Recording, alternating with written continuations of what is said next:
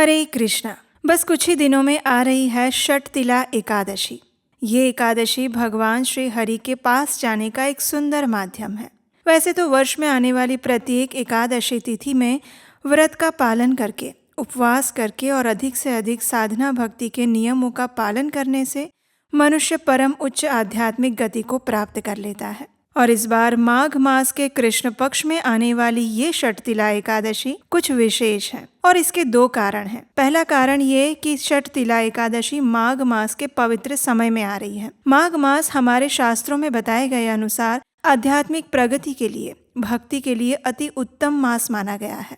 और दूसरा कारण ये है कि इस एकादशी में तिल का विशेष महत्व होता है। तिल का सेवन करना, तिल का दान देना, इन सभी कार्यों द्वारा इस एकादशी पर आप अपने जीवन को सफल बना सकते हैं। तो चलिए आज के इस वीडियो में हम देखते हैं कि आने वाली षटतिला एकादशी कौन से दिन आ रही है, इस दिन के शुभ मुहूर्त और पूजा के समय कौन से रहेंगे। इस बार षटतिला एकादशी का पालन हम करने जा रहे हैं 25 जनवरी 2025 शनिवार के दिन। इस दिन ब्रह्म मुहूर्त का समय रहेगा प्रातः 5:46 पर और सूर्योदय होगा सुबह 7:22 पर। इस एकादशी का व्रत पारण करेंगे 26 जनवरी 2025 रविवार के दिन और पारण करने का समय है सुबह 7:22 से लेकर 10:53 के बीच में। ये एकादशी तिथि आरंभ हो रही है 24 जनवरी 2025 शुक्रवार के दिन शाम 7:25 से और पूरी होगी 25 जनवरी 2025 शनिवार के दिन रात 8:31 पर। ये समय उत्तर भारत की समय सारणी अनुसार है।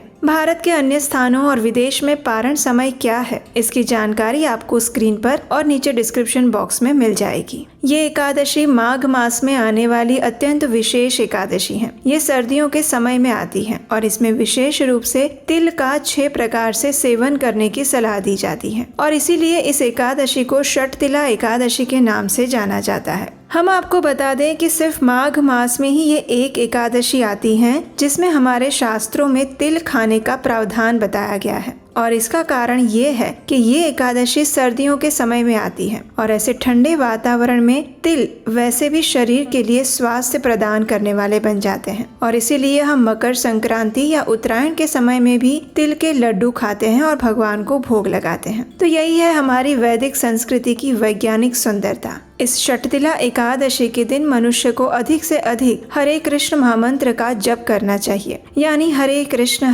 कृष्ण कृष्ण हरे हरे, हरे राम राम राम हरे हरे। इस दिन प्रातः ब्रह्म मुहूर्त में उठकर स्नान इत्यादि करके भगवान की मंगला आरती या फिर उसका दर्शन करना चाहिए। संपूर्ण दिन में उपवास का पालन करना चाहिए। किसी भी प्रकार के अन्न या फिर उससे बने हुए पदार्थों का सेवन बिल्कुल नहीं करना चाहिए। इस दिन तुलसी महारानी की विशेष रूप से सेवा पूजा करनी चाहिए और किसी भी प्रकार के अवांछित या अयोग्य कार्यों में लिप्त नहीं होना चाहिए, जैसे कि आवश्यकता से अधिक सोना, किसी की निंदा या बुराई करना, झूठ बोलना, चोरी करना, हिंसा करना, किसी को अभद्र या अपमानजनक शब्द बोलना या किसी के प्रति बुरे भाव मन में लाना। एकादशी के उपवास में चाय और कॉफी का सेवन भी नहीं किया जाता है क्योंकि उसमें नशीले पदार्थ होते हैं और इससे आपका एकादशी व्रत खंडित हो जाता है। एकादशी के दिन आप अपनी क्षमता अनुसार उपवास का पालन कर सकते हैं, जैसे कि कुछ भक्त एकादशी के दिन निर्जल उपवास करते हैं, यानी कि वे जल भी नहीं लेते। अगर आपके लिए यह संभव नहीं है तो आप जल के साथ उपवास रख सकते हैं। कुछ लोग इसको सजल उपवास करते हैं, यानी कि वे जल लेते हैं, फल फूल भी लेते हैं। इस प्रकार वे सिर्फ जल, फल और दूध के साथ उपवास रखते हैं। और कुछ भक्तों के लिए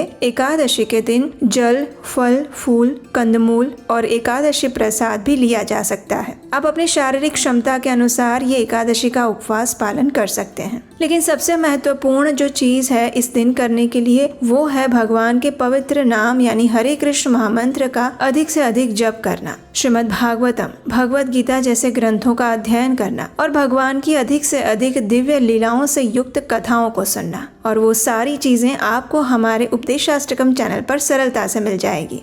एकादशी के दिन संध्या के समय भगवान श्री हरि के सामने और तुलसी महारानी के सामने घी का दीपक प्रज्वलित करना चाहिए। उनके सामने बैठकर उनके नाम जप का कीर्तन करना चाहिए। आप उनकी आरती भी कर सकते हैं। परिवार के साथ बैठकर हरे कृष्ण महामंत्र का कीर्तन भी कर सकते हैं और अगले दिन निर्धारित पारण समय के अंदर इस एकादशी व्रत का पारण करना चाहिए। पारण से पूर्व भगवान के लिए सात्विक अन्न भोग तैयार करें, उसमें तुलसी पत्र रखकर भगवान को अर्पित करें और उसके बाद उसे प्रसाद रूप में किसी ब्राह्मण या वैष्णव को खिलाकर उसी प्रसाद के साथ आप स्वयं भी इस षटतिला एकादशी व्रत का पारण करें। पारण करने से पहले किसी सुयोग्य ब्राह्मण या वैष्णव को अपनी क्षमता अनुसार कुछ न कुछ दान अवश्य देना चाहिए। इस एकादशी तिथि पर तिल का दान देने का भी विशेष महत्व है। तो इस प्रकार हम देख सकते हैं कि ये आने वाली माघ मास की षटतिला एकादशी अत्यंत पुण्य प्रदायिनी और हर प्रकार की मनोकामना को पूर्ण करने वाली है।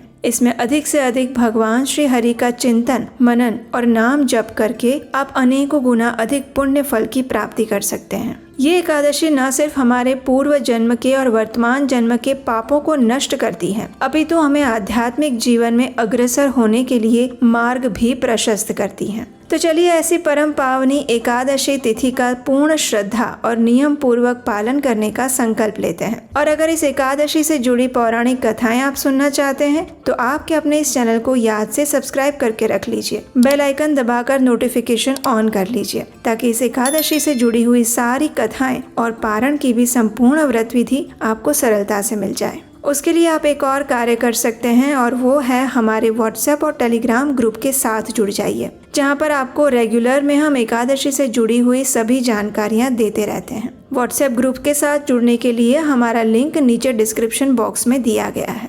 अगर आपको ये वीडियो प्रमाणभूत और उपयोगी लगा है तो इसे अपने मित्रों और परिवारजनों को भी शेयर कर दीजिए और इस वीडियो को लाइक कीजिए। और हम आपसे मिलेंगे इसी एकादशी से जुड़ी और भी महत्वपूर्ण जानकारी और कथा के साथ बहुत जल्द। हरे कृष्ण।